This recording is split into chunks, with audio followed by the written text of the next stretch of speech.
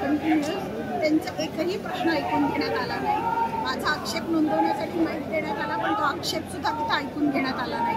त्यांनी काहीतरी एक्सप्लेनेशन देण्याचा प्रयत्न केला, ओटीएम दुरुस्ती का करताय, पण ते एक्सप्लेनेशन मला मंजूर नाही आहे. म्हणूनच सर्वसाधारण सभेमध्ये मला त्याचा आक्षेप मांडायचा होता. पण सर्वसाधारणमध्ये जरी त्यांनी हा विषय रेटून गेला असला तरी हा शेवट नाही. याच्यावरती अजून राज्य शासनाकडे जाईल, याच्यावरती पूर्ण प्रोसेस आहे. मी वरपर्यंत याचं एक्सप्लेनेशन मागणार आहे.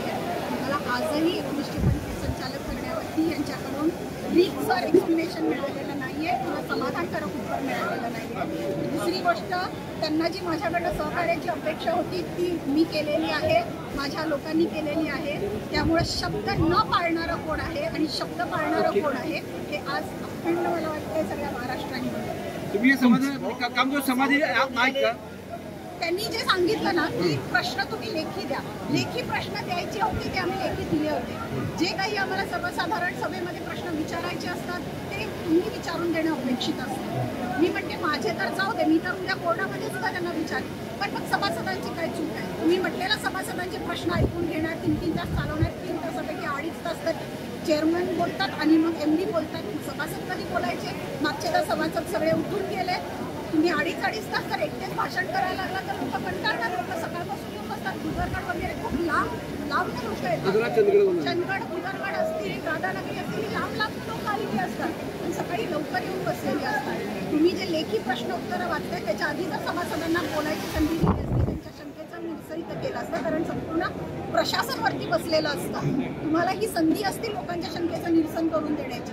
तुम्ही प्रत्येक गोष्टीचं उत्तर देणं अपेक्षित नसतं, प्रशासनाने उत्तर देणं अपेक्षित असतं. ते सुद्धा साधं तुम्ही करू शकत नाही. म्हणजे ही दुर्दैवी बाब आहे की तुम्ही म्हणताना मोठ्या गोष्टी म्हणता पण तुम्ही करताना काही करत नाही. मग नुसतं हे बोलण्यापुरतं आहे का? आणि करणं काहीच नाही. आता मला म्हणतात ते प्रश्न लेखी द्या. माझे काही प्रश्न नव्हते. माझे प्रश्न फक्त माझा विषय नोंदवणं इतकंच होतं. जे माझ्या संस्थांचे प्रश्न होते ते त्यांना ऑलरेडी लेखी दिलेले. पण हे ज्येष्ठ संचालकांचे काही प्रश्न होते त्यांचे ऐकून घ्यायला पाहिजे होते. ते मला तवरून सांगत होते त्यांना 512 कोटीचं जोड पाहिजे होते, विश्लेषण पाहिजे होतं. अहवालावरती त्यांनी सांगितलं की हा मागच्या वर्षीचा अहवाल आहे म्हणून भाजपच्या स्थानिक नेत्यांचे फोटो नाही आहेत. अहवाल जरी मागचा असला तरी तो लेखाजोखा मागच्या वर्षीचा आहे. अहवालची छपाई या वर्षाची आहे. त्यामुळे जर महायुती म्हणून मुश्रीफ साहेब डंका वाजवत आहेत तर त्यांनी महायुती म्हटल्यावरती गरजेचं होतं. जेव्हा त्यांनी हा विषय तिथे मांडला तेव्हा त्यांनी जर मला माहिती दिला असता तर मी त्यांना प्रतिप्रश्न विचारला असता. 21-25 संचालक का करायचे याचा सुद्धा मला प्रतिप्रश्न आहे. त्यांना ते उत्तरं नाही आहेत त्यांच्याकडे, म्हणून त्यांचं फक्त हे काम रेटून देण्याचं चालू आहे.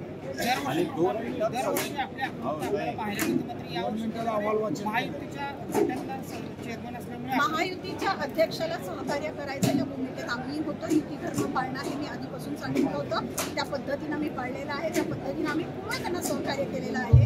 त्यांनी सुद्धा सांगितलं होतं की माझ्याकडनं सहकार्य होईल, पण तुम्ही सगळ्यांनी बघितलेलं आहे की कुठल्याही प्रकारचं सहकार्य झालेलं नाही. तुमचा माईक बंद करण्यात आला, तुम्ही प्रश्न विचाराल त्यावेळी माईक बंद करण्यात आला.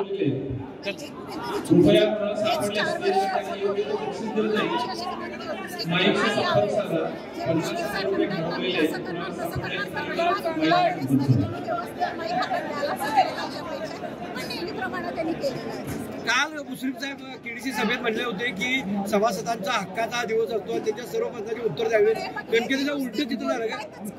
तुझं उलट चित्र झालं असं का? एक्झॅक्टली मी तेच म्हणते. ते नुसतंही बोलतायतच का? आता ते करून पण कधी दाखवणार आहे? जर असं असतं तर सभासदाच्या हातात माईक असतं ना.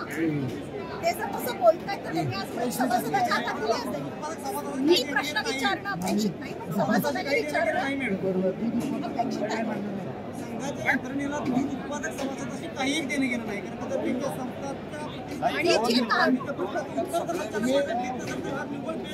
त्यांच्या काढलेलं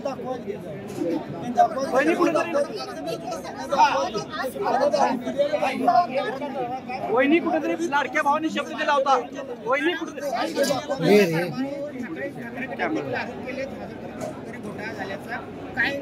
जाजम खरेदीचं चेअरमन जे